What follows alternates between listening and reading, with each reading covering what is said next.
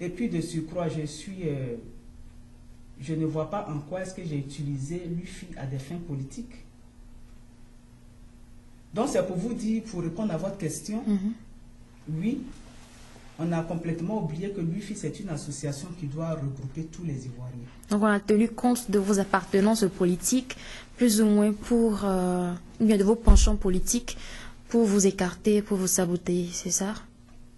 Bon, je ne peux pas dire qu'on a tenu compte de mes penchants politiques, parce que mes penchants politiques, personne ne le sait. D'accord. Personne ne le sait, et tout ce qui se dit, ce n'est que de la spéculation.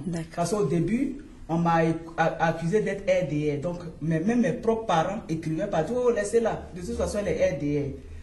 RDR me dit, oh non, celle-là, elle est LMP, elle est FPI. Vous ne savez pas, celle-là, voilà ce qu'elle est. RHDP, on dit, oh, celle-là, de toute façon, on ne sait même pas qu'est-ce qu'elle fait. Donc, mon appartenance politique, c'est moi seul qui sais. Mais en ce qui me concerne, l'UFI, c'est une affaire de tous les Ivoiriens. Je vois. Parce que lorsque je suis sorti pour faire campagne, pour être élu, j'ai parlé à tout le monde. J'ai invité tout le monde. Et lorsque ceux qui sont sortis, c'est tous les Ivoiriens qui sont sortis. Et lorsqu'on a fait l'investiture, ce sont tous les Ivoiriens qui sont retrouvés. Donc, je voudrais vraiment que les Ivoiriens retiennent cela. On parle de la Côte d'Ivoire. Les partis politiques, c'est juste une idée qui est défendue. Mais la Côte d'Ivoire appartient à tous les Ivoiriens. Et évidemment, à tous ceux qui aiment la Côte d'Ivoire et à tous ceux qui vivent en Côte d'Ivoire. D'accord. Pouvons-nous connaître, Madame Kalegui, les réels motifs de votre démission? Bon, comme je vous l'ai dit tout à l'heure, évidemment, il y a eu beaucoup de choses. D'aucuns diraient, mais elle savait tout ça, pourquoi est-ce qu'elle est venue? Lorsque je voulais me présenter, comme je dis, c'est un peu plus tard que j'avais pris la décision. Mais j'avais contacté les gens que je connais et qui m'ont dit, mais l'UFI, c'est l'affaire des enfants. Qu'est-ce que tu vas faire avec ça? Je leur ai dit, mais les enfants, un jour, il faut qu'ils grandissent. Il faut les aider à grandir. Les difficultés que j'ai connues, ça a été une accumulation de beaucoup de choses. Je vais vous dire un peu, au moment où j'ai été élu, évidemment, il y a eu la passation des charges. Il y a eu des votants. Jusqu'à aujourd'hui, je ne sais pas quels sont ceux qui sont venus voter. Le docteur Nyaka était le président de la transition. D'accord? Et lorsque nous sommes allés nous inscrire, on a rempli les fiches avec nos adresses et notre email. J'ai demandé à avoir cette liste-là. Il n'a jamais voulu donner. Il a sorti toutes sortes de prétextes. Le vote a eu lieu en avril. C'est seulement en juillet que j'ai obtenu une liste qu'il a préparée avec des personnes qui ne sont jamais venues voter parce que ces personnes-là m'ont appelé pour s'excuser. Et quand vous prenez cette liste, ces personnes y sont. Et quand vous regardez, parce que j'ai essayé d'appeler ces personnes, il y a plein de numéros qui ne sont plus fonctionnels. Et ces textes qu'il a donnés, c'est un document Excel. Il n'y a même pas les emails des gens. Donc voilà un peu dès le départ ce qu'on m'a donné avec les documents avec lesquels je dois travailler. J'insistais pour dire, j'ai une vision, je veux ceux qui sont venus voter. Parce que s'ils sont venus voter, il y a une raison, je vais faire le suivi. Jusqu'à aujourd'hui, on ne m'a pas donné ni, et j'ai insisté pour dire, je veux le document original. Non, mon écriture, je dis, c'est ce document-là que je veux. Parce que ça fait partie du patrimoine de l'UFI. Et il a dit devant témoin, aujourd'hui, comme ils sont amis. Le docteur Nyaka? Le docteur Nyaka, j'ai encore le email que je lui ai adressé par rapport à ce qu'il a dit, comme quoi il n'a pas pris ces documents, ces informations pour l'UFI, qu'il a pris ça pour ses intérêts personnels. Et je me souviens, ce soir-là, M. Guy Kwamela et M. Mebeti, il y avait Madame Bois. On a trouvé que c'était déplacé. Et encore là, il y a eu un écart de langage. Moi, je l'ai laissé. Je dis non, je le connais. Je ne peux pas accepter parce que je suis là aujourd'hui devant lui. Je ne suis pas obligé d'être devant lui, mais je ne peux pas accepter qu'il tienne ce genre de langage parce qu'il y a eu des choses qu'il a eu à dire. Donc, je m'en vais. Donc, aujourd'hui, c'est pour vous dire que dès le départ, même, j'étais dans les difficultés pour fonctionner. Parce que cette équipe, la liste de ceux qui sont venus voter, normalement, c'est sur ça que je devais m'appuyer pour...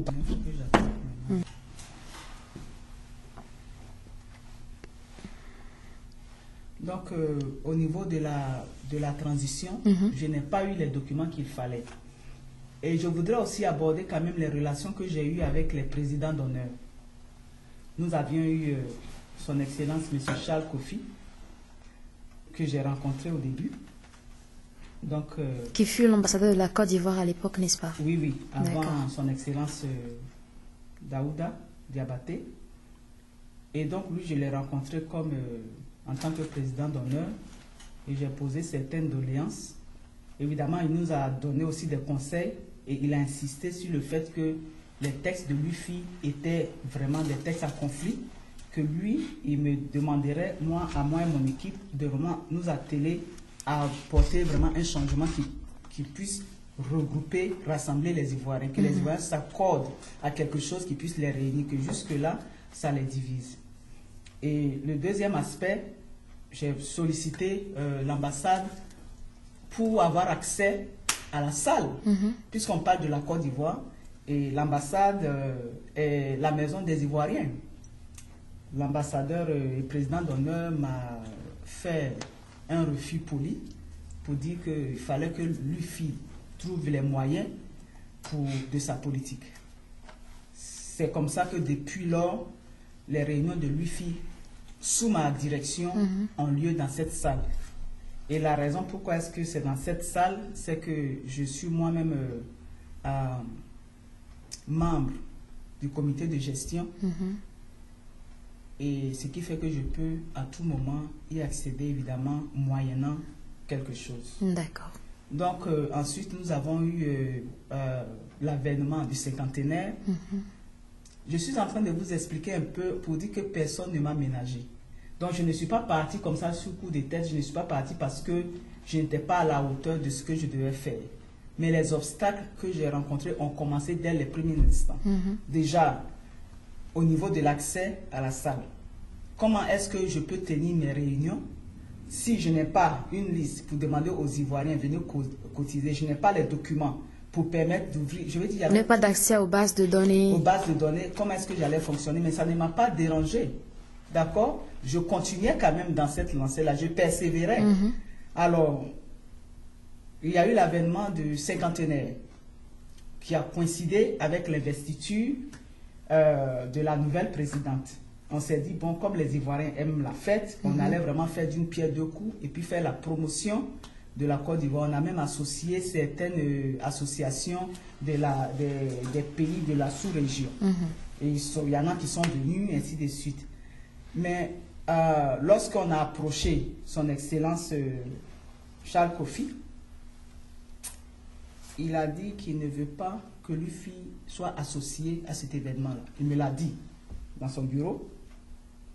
J'ai trouvé que c'était quand même assez grave pour les Ivoiriens parce que les cinquantenaires, c'est la fête des Ivoiriens. Tous les Ivoiriens devaient se retrouver là-dedans.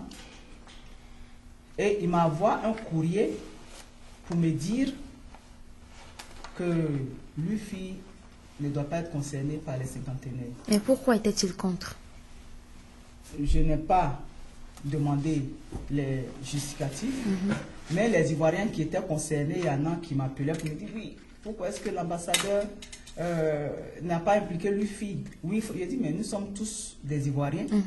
Et l'ambassadeur a reçu, c'est par décret présidentiel qu'il a été nommé pour diriger. Par conséquent, il est libre de choisir l'équipe avec qui il veut travailler. Et il est libre aussi d'organiser. Et il n'a pas voulu qu'on soit associé. Et ce sont les instructions que j'ai reçues et je les respecte. Je le dis aujourd'hui parce qu'il y a eu beaucoup d'encre qui ont coulé en ce moment.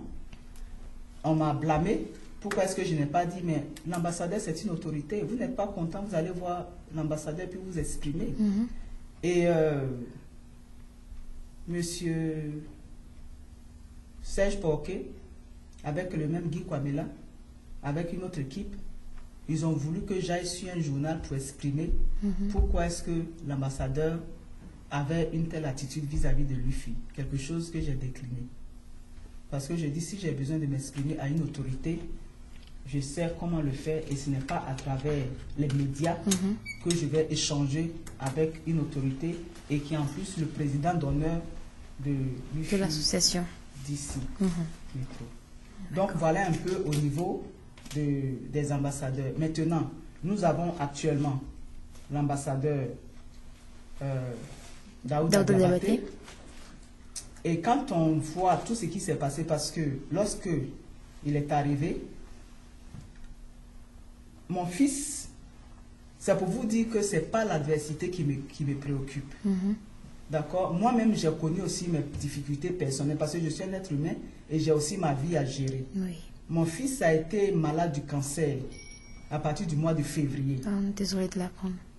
Merci. Et ça a coïncidé avec l'arrivée de l'ambassadeur.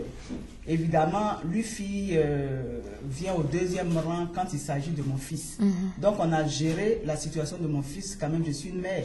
Donc, avec toutes les émotions, je suis restée à la disposition de la communauté avec le même sourire, avec la même disponibilité et avec le même dynamisme. Donc, j'ai été voir après l'ambassadeur pour lui dire, bon, que je sais moi que je suis la nouvelle présidente et que je n'ai pas pu venir me présenter à lui depuis, simplement parce que mon fils était malade et que j'étais dans les hôpitaux à tout moment. Alors, lorsque j'ai rendu ma démission, compte tenu du fait qu'il n'y a pas un conseil d'administration, le président d'honneur est l'organe, est la personne qui vient au-dessus du président. Donc, qu'est-ce que j'ai fait? Je suis allé le voir, nous avons parlé, et je lui ai donné le dossier complet. Le dossier que j'ai donné au président d'honneur, il est plus complet que ce qui a circulé. Mais le président d'honneur, jusque-là, je suis retourné le voir une deuxième fois parce qu'il y a eu des bruits. Comme quoi, bon, voilà ce qui se passe. Le président d'honneur n'a pas bien saisi ceci, cela. Je suis retourné au mois d'août pour encore expliquer à son excellence, pour dire que je suis disponible. S'il y a des points qui ont besoin d'éclaircissement, je voudrais apporter. Donc, je suis revenu sur le contenu de tout le dossier et tout ce qui a justifié ma démission. Et jusqu'à aujourd'hui, je n'ai reçu vraiment aucun appel du président d'honneur pour dire que, parce qu'il y a deux choses quand même qui sont ressorties de là. Parce que les Ivoiriens ici, nous représentons la Côte d'Ivoire. Quel que soit là où nous sommes, nous devons être les ambassadeurs de la Côte d'Ivoire. Nous devons vraiment, de façon fière, porter ce drapeau orange, blanc, vert. Donc, rien que pour ça, compte tenu quand même de la sensibilité de tout ce que j'avais présenté, je m'attendais à ce que le président d'honneur fasse un geste. Mais jusqu'à aujourd'hui, au lieu de dénoncer les malversations, les falsifications, les mêmes personnes qui ont falsifié sont couronnées. Les personnes qui ont falsifié, pardon, quoi, plus précisément, madame? Je parle de M. Clément Nabo. Ah, d'accord. Qu'il a posé. Donc tout le monde est au courant aujourd'hui. Tout était mis là-dedans. Je parle aussi de notre frère qui, à tout moment, est en train d'écrire sur ses frères et ses sœurs, et on ne sait pas pour quelle raison, et je ne suis pas la seule. C'est devenu maintenant monnaie courante. Et donc, tous ces trucs-là, parce que quand vous prenez les documents de 2000, j'ai vu plein de procès verbaux de 2007, de 2006, c'est toujours les mêmes personnages. Détournement de ceci, détournement de cela, et pendant ce temps-là, ce sont des Ivoiriens. Donc, à un moment donné, je pense que ça devait nous préoccuper, nous tous. Pas seulement une classe de la communauté, mais ça doit nous préoccuper, nous tous, parce que ce n'est pas tous les Ivoiriens qui aiment être vraiment dans du faux et qui aiment faire la partie du faux. Il y en a qui se lèvent très tôt, qui vont gagner leur pain, disons, proprement, honnêtement. Donc ces personnes-là, ils ont besoin aussi qu'on les représente valablement. C'est comme vous prenez aujourd'hui les États-Unis, je donne cet exemple-là parce que nous sommes ici. Vous n'allez pas prendre un voleur pour être président des États-Unis. Vous avez vu, non c'est vrai, vous avez vu comment est-ce qu'on passe au peigne fin. Celui qui veut être un dirigeant, parce que ce dirigeant-là, c'est-à-dire que s'il est voleur, ben ça veut dire qu'il représente des voleurs. Donc il y a des gens honnêtes qui veulent être représentés par des gens honnêtes. Je vois. Donc ça, ce n'est pas des choses que je suis en train d'inventer, c'est des faits. Je n'étais pas, disons, associé à l'époque, mais quand vous prenez, il y a des témoignages à gauche, à droite, il y a toujours des malversations. Donc aujourd'hui, tout cela décourage un peu les Ivoiriens. D'accord, d'accord. Donc je veux un peu expliquer toutes les difficultés, c'est-à-dire que personne ne m'a ménagé à tous les niveaux. y compris même les anciens présidents que j'ai sollicités. Certains ont répondu positivement, mais d'autres restent dans leur coin. Mais jusqu'à quand nous allons rester dans notre coin? Nous sommes venus aux États-Unis pour améliorer nos conditions de vie, n'est-ce pas, à tous les niveaux. Mais si nous restons dans nos coins, ce que vous oubliez, c'est qu'à un moment donné, lorsqu'on va commencer à écrire sur la diaspora ivoirienne, quand on va commencer à écrire sur la contribution des Ivoiriens aux États-Unis, et chaque fois aujourd'hui, quand on parle à quelqu'un, on google les noms des associations, les noms des individus. Et vous allez sortir qu'en termes de Côte d'Ivoire, ce sont des... Il a volé ça, il a falsifié ça, c'est-à-dire que nous-mêmes, on n'est pas en train de vendre ce drapeau ivoirien en posant des actes positifs, en posant des actes sur lesquels d'autres régions, d'autres pays vont calquer. Et je crois que ça concerne tout le monde. Ça ne concerne pas Jeannette. C'est pour ça que j'ai toujours cherché à vraiment me dissocier de ce qui est Jeannette et ce qui est vraiment le bien commun. D'accord, d'accord. Conformément à l'article 9 du règlement intérieur de l'UFI, l'Assemblée générale de fin de mandat se tient dans les mois de novembre, dans la deuxième année du mandat, pardon. Et vous avez démissionné en juillet 2011. Et la fin de votre mandat ne fut constatée qu'en janvier 2012, pratiquement 6 mois plus tard.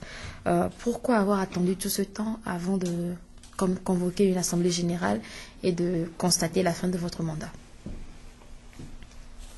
Mon mandat court en fait jusqu'à avril 2012 et c'est en juin 2011 effectivement que j'ai rendu la démission dans cette même pièce à cause du fait que ce jour-là, je crois que c'est un peu, comme on dit, la goutte d'eau qui a débordé le vase parce que quand vous avez le président de la transition, le docteur Nyaka, je fais une présentation sur les difficultés, comme je vous ai dit, toutes ces difficultés que j'ai vécues, d'abord personnelles, parce que mon fils a été guéri officiellement le 24 juin. Donc ça veut dire que le 12 juin, j'étais encore avec vous, donc j'étais entre les hôpitaux et la communauté et ma vie moi-même personnelle. Donc le président de la transition, ça, il a géré une transition, donc il sait ce que ça veut dire gérer. Je fais un exposé des difficultés qu'il y a à l'UFI, et je fais des propositions. Parce que c'est ça un dirigeant. Il ne faut pas seulement poser des problèmes, soulever des problèmes, il faut aussi venir à les solutions. Donc on a travaillé et on a fait des propositions. Et il prend la parole pour dire non, que de me regarder dans le miroir et puis de dire que moi j'ai tort. J'ai tort par rapport à quoi? Est-ce que j'ai tort par rapport au fait qu'il y a eu des manifestations, qu'il faut sortir de là? Ça, c'est une question. Guy Kwamela, il a lui-même fait une investigation où il a parlé à des gens. Les gens à qui il a parlé, il y a eu Serge Bruno Porquet lui-même, Paul Yoleba, Justin Leroy, Gervais Nyaka lui-même, Sylvain Pousson, Sylvain Broa, Martin Coré, Jérôme Bouedou, Christophe Dia, Clément Nabo et Madame Pepita Kragbe. Je lui ai demandé de faire une investigation suite à ce que nous avons découvert. Alors, après avoir consulté ces personnes, et c'est très clair, c'est signé de lui, il propose la dissolution de l'UFI dans sa forme actuelle pour entamer les études devant aboutir à la naissance d'une union nouvelle. Donc ça, c'était ses propositions. De M. Guy Kwamela. De M. Guy Kwamela. À l'époque, était-il toujours membre de votre bureau? Il était au moment où il le faisait, il était membre du bureau. D'accord. Donc il a fait le procès verbal de l'enquête qu'il a menée lui-même. Et je ne l'ai pas influencé dans l'enquête. Il a lui-même constaté, et ça c'était de bouche à oreille. Là où moi je suis allé quand même directement dans l'administration pour savoir qu'est-ce qui se passe. Donc M. Guy Kwamela prend la parole aussi pendant qu'il a démissionné. Il n'a toujours pas rendu les tabliers. C'est-à-dire que, parce qu'en tant que secrétaire général, l'UFI, lorsque tu es élu, c'est la présidente qui reçoit le patrimoine pour pouvoir fonctionner. Mais les textes disent que le secrétaire général qui coordonne les activités de tous les secrétariats. C'est lui qui est le garant, qui garde, qui fait tout ça des documents. Donc pendant qu'il était secrétaire général, c'était tout à fait légitime qu'il soit en possession de du patrimoine de l'UFI. Mais à partir du moment où il a démissionné, ce patrimoine doit revenir à la présidente qui en fait, au moment de son mandat, la responsable pour qu'elle puisse continuer de travailler avec. Quel que soit ce que c'est, ça doit être restitué et personne d'autre, autre que la présidente, n'a le droit de travailler avec. Donc il prend la parole devant les Ivoiriens et dit non, que ce n'est pas l'UFI qui doit changer, c'est elle-même qui doit changer. Je dois changer par rapport à quoi? Donc quand on prend M. Guy Kwamila, quand on prend l'UFI, les malversations, les tricheries, les détournements, et quand on me sait qu'il me met sur la même balance que l'UFI, et que ce n'est pas l'UFI qui doit changer, c'est moi qui dois changer. Que vous reproche-t-il, M. Guy Kwamila? Je ne le sais pas. Je ne le sais pas. La dernière fois où tout à l'heure, vous ne m'avez pas laissé aller jusqu'au bout, comment se fait-il qu'ils ont démissionné? Je peux peut-être terminer là-dessus. Bien sûr. Donc, je vais revenir sur pourquoi est-ce que ce jour-là, j'ai démissionné. Déjà, ces deux éléments-là, ça vous dit déjà, ça vous dit long. Pourquoi est-ce que ces personnes-là sont venues ce jour-là dans la salle? Donc, pour revenir à la motivation de leur démission, donc je vous expliquais tantôt que je les ai entendus. Et après ça, je les ai convoqués pour leur dire, bon, tout ce que vous avez dit, j'ai entendu. Mais venez, on va s'asseoir. Comme ça, on va travailler sur tout ce que vous me reprochez, les propositions que vous allez faire pour qu'on travaille, pour qu'on puisse aller de l'avant. Jusqu'à aujourd'hui, ils n'ont jamais répondu.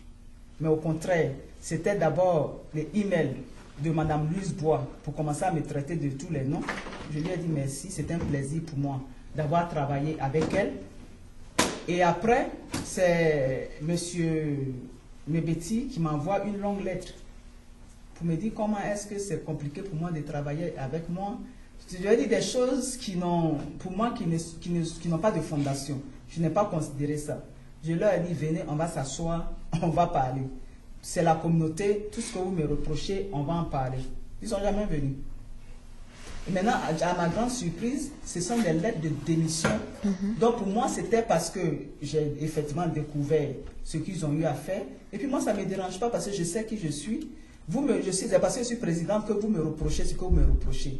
Mais venez, nous allons nous asseoir pour en parler.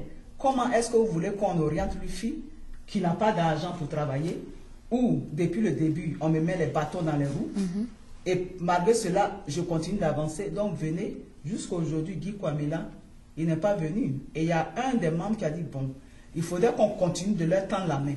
Donc moi, je vais impliquer les pasteurs. Je dis, bon, moi, je n'ai pas de problème avec. Donc c'est comme ça que le pasteur Goulia, Daniel, et le pasteur Aka ont été approchés. Et le pasteur Aka, il leur a parlé individuellement. Et il y a deux choses qui sont ressorties de là. Un, ils ne peuvent pas supporter mon rythme de travail. Alors, Guy Kwamila, aujourd'hui, est président. Il veut être président. Ou il veut diriger l'UFI. Alors, comment compte-t-il travailler s'il ne supporte pas mon rythme de travail qui est un peu trop rapide? Alors, les pasteurs ont demandé, quand on a rencontré les pasteurs, je leur ai dit encore, l'UFI, c'est l'affaire de tout le monde. Vous êtes impliqués dans la communauté, vous êtes intéressés par la communauté, revenez, vous allez occuper votre place.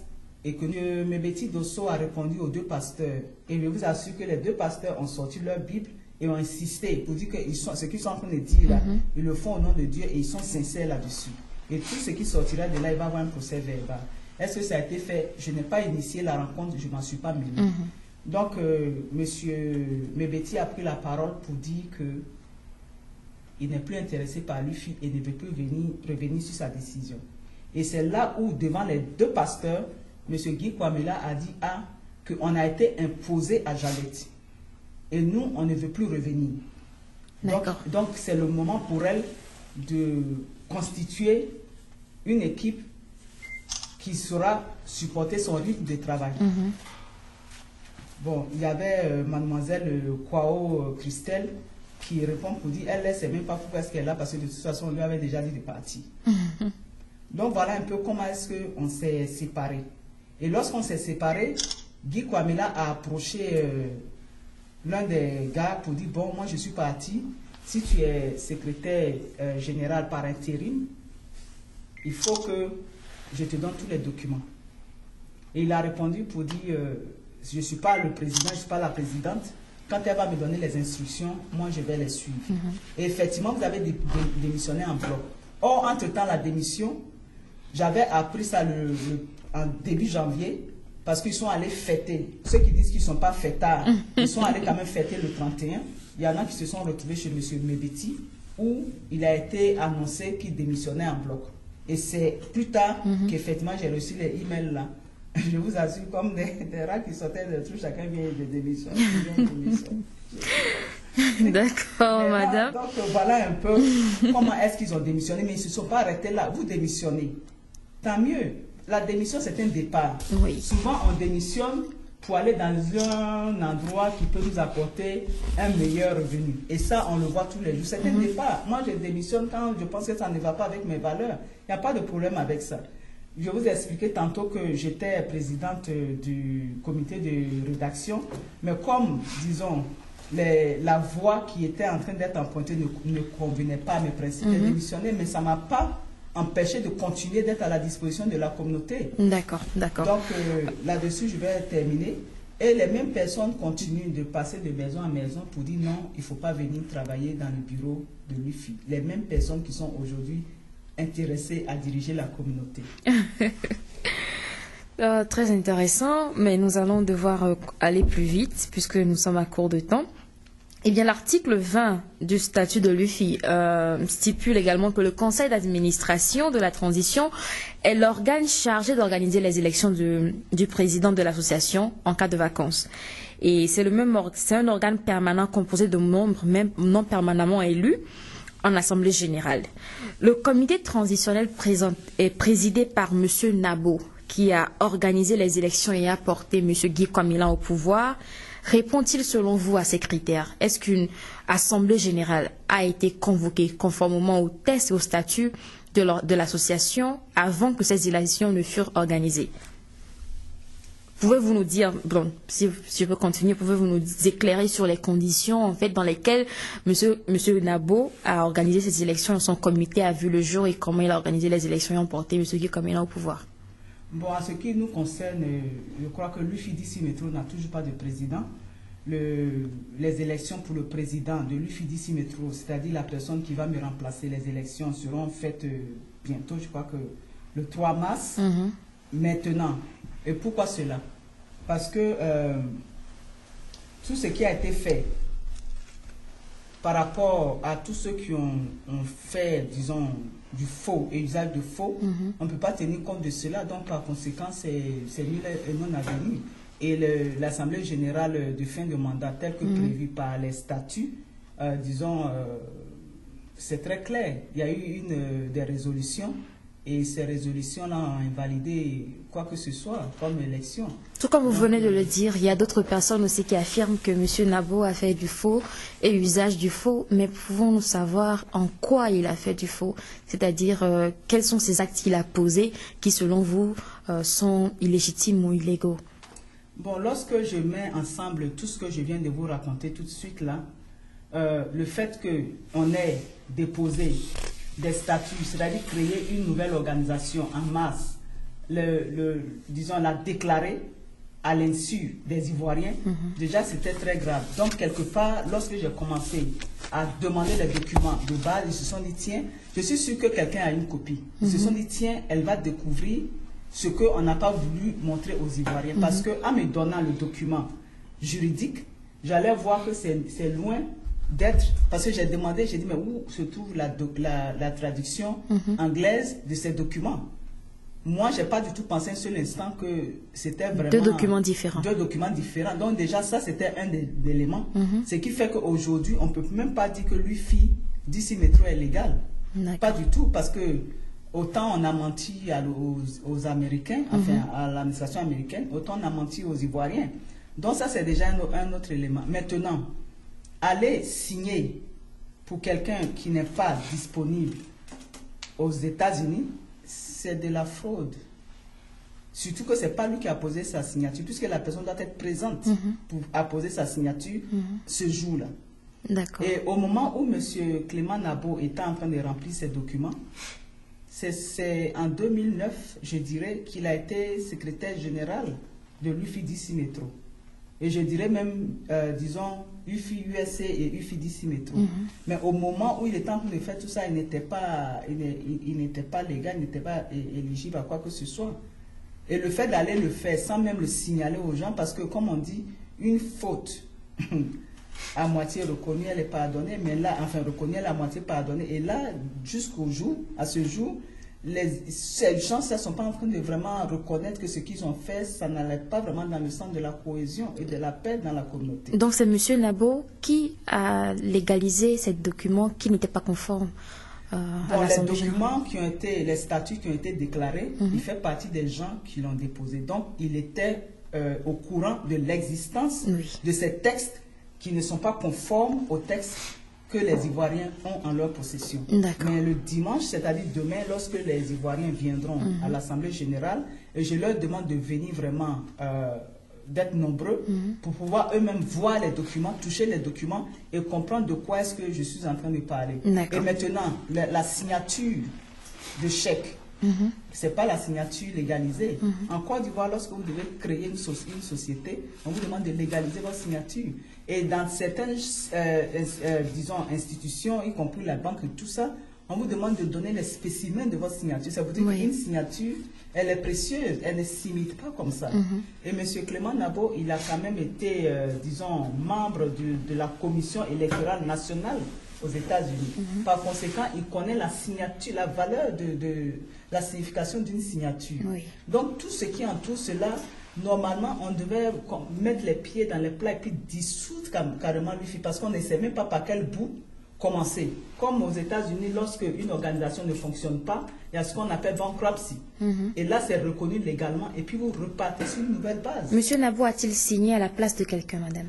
Une chèque Touré. Maintenant, ce qui est encore plus marrant, c'est que Va Moustapha Touré, il est le registered agent. Je ne le savais pas jusqu'à ce que je le découvre. Mais il se trouve qu'il faut résider à Washington pour pouvoir, et d'ailleurs on signe un document où on s'engage à être le représentant légal de la structure. Et Va Moustapha Touré, d'après ce que je sais, il n'est pas à Washington.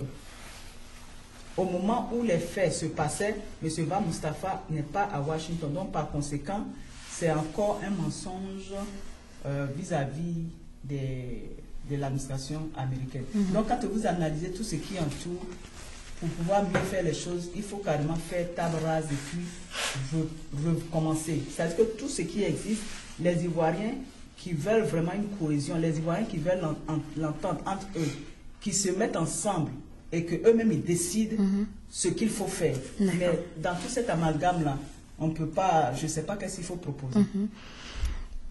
Monsieur Nabo était à la tête de la commission de transition qui a organisé les élections et a conduit M. Guy Kwamena au pouvoir. Vous n'avez pas éclairci dans quelles conditions son comité ou bien sa commission a été créée, vu que, selon vous, elle n'est pas légitime. Oui, elle n'est pas légitime. Bon, comme je vous l'ai expliqué d'abord, je ne sais pas comment est-ce qu'il a été mis là, parce que si on tient compte des textes, et je vous ai dit tout à l'heure qu'en Afrique, nous avons les textes et puis nous avons notre logique. Donc à partir du moment où on se met d'accord sur un texte, évidemment ces textes-là, ce n'est pas les textes qui ont été approuvés par l'administration américaine, mais ce sont des textes qu'ils ont donnés aux Ivoiriens et semble-t-il qui ont été approuvés le 18 juillet 2009 par une assemblée générale. D'accord? Donc ces mêmes textes disent que le président de l'administration de la transition doit être issu de l'Assemblée générale de fin de mandat. D'accord. Et qui est président? Guy Kwamena ou bien Mebeti? Bon, on dit que Mebeti était vice-président, donc après le départ, l'empêchement, c'est lui qui le fait. Je comprends bien. Mais la fin de mandat, Mebeti n'était pas président. Monsieur Dosso de Mebeti n'était pas président.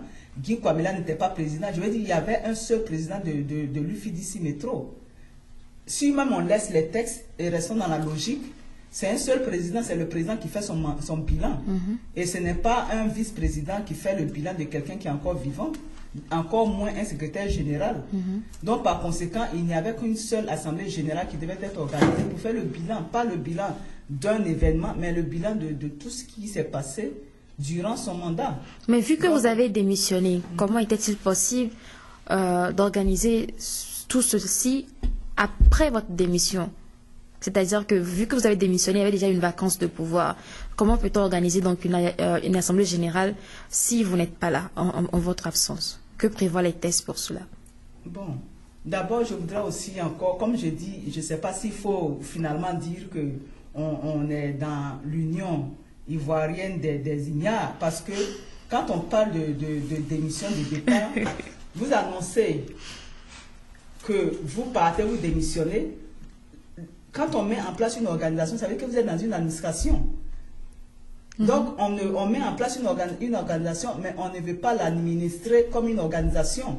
Dans une organisation, quand quelqu'un démissionne, quand quelqu'un part, tu annonces que tu t'en vas. Mais ça ne veut pas dire que c'est ce jour-là, tu prends tes bagages et puis tu t'en vas. Donc, quand tu annonces ton départ, il y a une période où tu te prépares à donner tout ce que tu as eu. Tu fais le point avec, d'abord, quand tu annonces, on sait déjà qui doit te remplacer. Donc, tu te prépares, tu formes la personne. Si tu dois former la personne, si tu es un responsable d'un haut niveau, souvent, ça peut prendre 6 mois, 1 an pour préparer quelqu'un. Je veux dire qu'il y a toute une transition qui se prépare. D'accord. Donc, c'est pas parce que j'ai rendu ma démission. Maintenant, ce que je veux aussi ajouter, c'est que je n'étais pas en fin de mandat. C'est ce que les Ivoiriens doivent comprendre. Je n'étais pas parce que j'aurais été en fin de mandat, oui, il y a un vide. Mais j'étais en exercice de mon mandat quand j'ai démissionné. Maintenant, M. Mebeti Dosso a dit devant témoin qu'il n'est pas du tout intéressé dans l'UFI. Il ne veut plus être dans l'UFI. Lorsqu'on a fait l'Assemblée générale où ils ont saccagé la salle, M. Mebeti a pris la parole, se présentait, oui, j'ai été vice-président, j'ai démissionné. Donc, il a dit devant l'Assemblée qu'il a démissionné. Et ce jour-là, il y avait un vice-président qui était là. On les a présentés. L'Assemblée a suivi son cours. Maintenant, avec tout ce qui s'est passé, donc le Mebeti, monsieur Mebeti Dosso, il est parti là. Donc, j'ai un nouveau vice-président. Maintenant, le nouveau vice-président, avec tout ce qui s'est passé, personne ne veut être dans le bureau de l'UFI. C'est-à-dire que les membres de mon bureau, vu tout ce qui s'est passé, ils ont dit vraiment on ne peut plus. Ils sont tous apeurés. Non, ils disent que si c'est comme ça que les Ivoiriens se comportent, on est désolé, mais on n'a pas besoin de se mettre au service des personnes qui ne sont pas aussi, qui se comportent comme si on était encore, même quelqu'un qui aujourd'hui, qui serait dans une crise comme en Côte d'Ivoire, aurait un comportement meilleur. Ce qui fait, même quand j'ai fait l'Assemblée générale de fin de mandat, il y a certains qui m'ont écrit pour dire vraiment on ne peut pas venir parce qu'on ne peut pas encore supporter de voir les Ivoiriens te maltraiter comme ils l'ont déjà fait. Parce que eux, c'est ça qui les a motivés pour dire non, on ne peut pas accepter qu'on maltraite quelqu'un comme ça qui veut être à la disposition de la communauté. Donc, ils ne sont pas venus. Je vois. Donc, ce jour-là, toutes ces personnes disent qu'ils ne reviennent plus. Alors, s'ils ne reviennent plus, là, qu'est-ce que je fais? Qui va assurer la fin du mandat? Personne. Donc, il y a la fin, là. Donc, effectivement, il y a la fin. Alors, j'ai écrit plusieurs fois pour dire que je suis partant, j'ai démissionné, je ne vais plus, mais je vais assurer les affaires courantes jusqu'à ce que le comité de transition mette en place, enfin, jusqu'à ce qu'on mette en place un comité de transition, comme c'est prévu dans les textes. J'en ai parlé au président d'honneur à toutes les fois que je l'ai reçu, enfin, il m'a reçu en audience. J'ai écrit aux Ivoiriens, j'ai informé tous les Ivoiriens. J'en ai profité pour demander à l'équipe sortante de M. Guy Kwamela de dire, bon, maintenant que nous avons travaillé ensemble, parce qu'avec tout ça là, je n'ai pas vraiment de rancœur. Ce que je suis en train de dire là, c'est pour éclairer les Ivoiriens.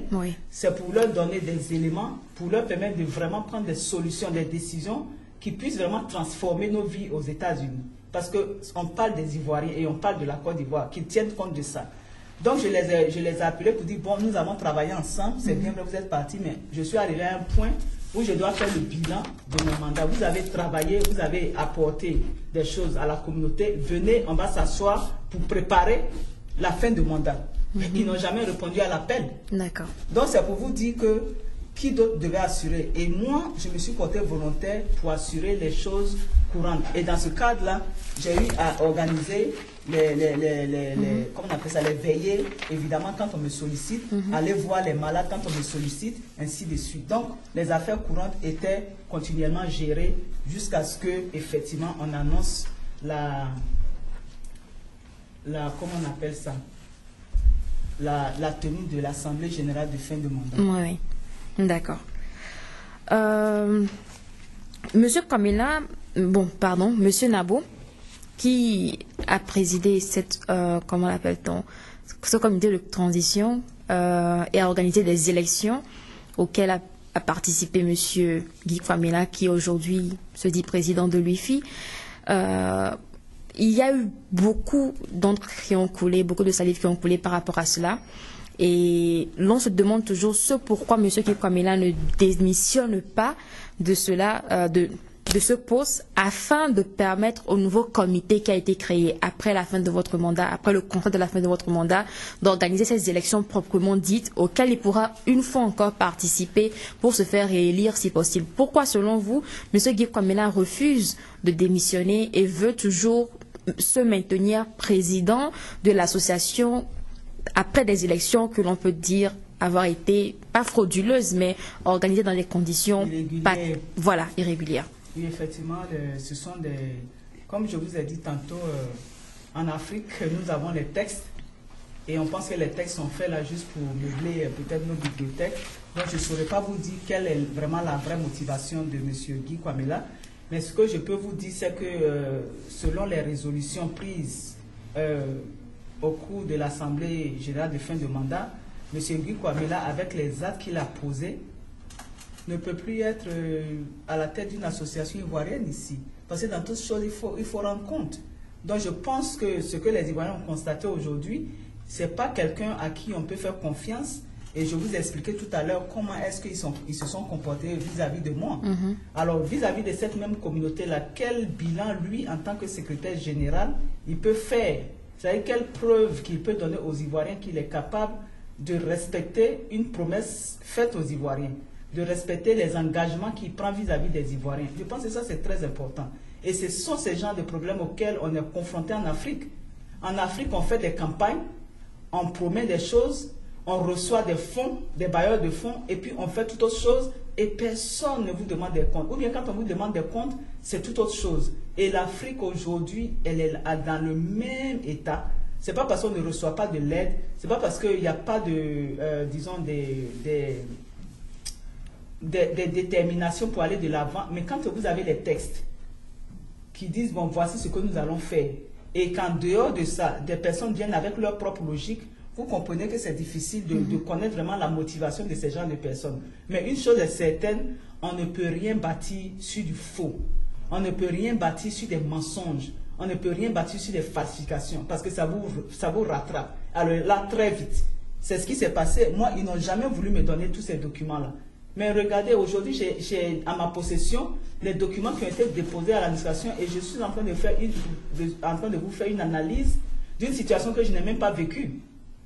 Donc c'est pour vous dire qu'on peut mentir, mais un seul jour suffit pour que la vérité fasse jour. Merci Madame Kaleguil. La question que je viens vous poser présentement, si je peux le dire ainsi, j'aimerais savoir si vous ne pensez pas, d'après vos dires, vous avez été saboté dès le départ, les gens ont mis les bâtons dans les roues pour vous empêcher d'accomplir vos différentes tâches. Ne pensez-vous pas que vous aurez peut-être une part de responsabilité dans tout cela? Avez-vous un reproche particulier à vous faire ou bien avez-vous posé un acte qui a fait que toutes ces personnes se sont retournées contre vous et vous ont empêché d'atteindre vos objectifs? Ça, c'est une question à laquelle je ne sais pas si je pourrais vraiment vous apporter une réponse parce que tout ce que j'ai fait, je l'ai fait vraiment de bon cœur. Je l'ai fait dans la joie, je l'ai fait, comme je dis, pour moi, c'est toujours un plaisir de servir. Je suis moi-même, comme je l'ai dit tout à l'heure, chrétienne et je n'ai pas vraiment de problème à être avec les uns et les autres. Maintenant, la motivation des gens, je ne saurais pas. Dans la vie, nous avons toujours, je vais dire en nous, le bien et le mal. Oui. Et il est toujours important d'être du côté du bien. c'est-à-dire de se forcer à être du côté du bien. C'est tout ce que je peux vous dire. Et je serai toujours là disponible vraiment à servir encore la communauté. C'est dans ce sens-là que j'ai des organisations telles que Modèle-ci, où je continuerai d'œuvrer pour vraiment apporter ce que je peux apporter aux Ivoiriens pour qu'on puisse aller de l'avant. J'apprécie votre positivisme et le fait que vous soyez toujours disponible pour aider les vôtres malgré tout ce par lequel vous êtes passé. Et donc, ma dernière question, ou bien l'avant-dernière peut-être, est-ce que vous pensez qu'il y a une porte de sortie dans cette affaire? Pensez-vous que l'organisation se remettra de ces fractures et de ces différentes déchirures? Bon, tantôt, je pense que je l'ai dit, il y a une seule solution à tout ce que nous sommes en train de faire. Il y a une seule solution, la dissolution de l'UFI d'ici métro, la dissolution de l'UFI USC. Pourquoi est-ce que je dis? Je ne le dis pas parce que je ne suis pas intéressé par ce qui se passe dans la communauté. Parce que si vous allez aujourd'hui, au niveau de l'administration américaine, les textes qui ont été approuvés à l'administration américaine, ce sont ces textes-là qui doivent vous régir. D'accord? Et ces textes ont été déposés avant l'approbation de l'Assemblée générale, c'est-à-dire avant, disons, l'approbation de la communauté. Et cette communauté-là n'est pas au courant de l'existence de ces textes-là.